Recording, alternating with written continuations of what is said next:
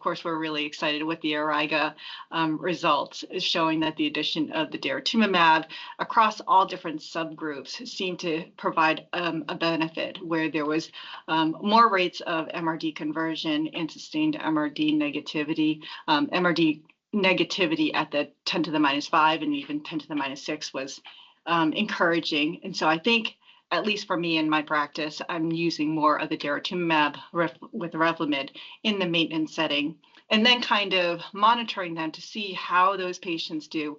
If they do show nice sustained MRD negativity, whether it's like a couple of years, meaning 2 years or 3 years, then at that point, maybe thinking about pulling off the Daratumumab and continuing with Revlimid maintenance.